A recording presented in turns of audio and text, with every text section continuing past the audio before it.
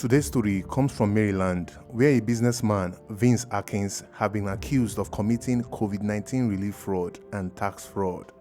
Atkins once owned different transportation companies in the US. Over time, all his companies ceased operations except one.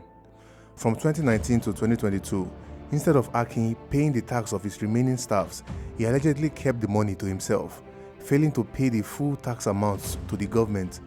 He used this to amass a large amount of unpaid tax money. Then, in 2022, COVID-19 relief funds became available to businesses through the Paycheck Protection Program, PPP.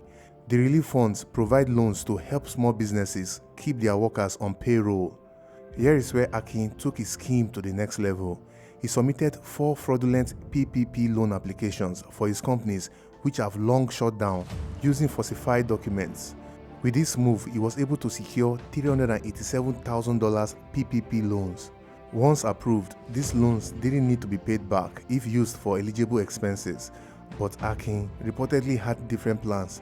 Rather than using the funds to sustain payroll or cover business expenses, he allegedly transferred around $151,000 to personal accounts in Nigeria, a clear case of money laundering, as these funds were meant to support American workers and businesses.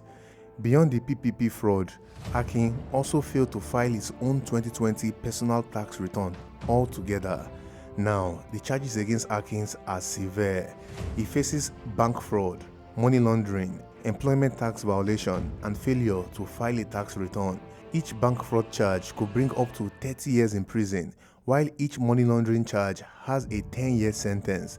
Employment tax violation could add 5 years per count, and failing to file a return could lead to an additional years. If found guilty on all counts, Atkins could be looking at close to life in prison. Stay away from crime to avoid paying the price of imprisonment. Remember, crime doesn't pay. Stay safe.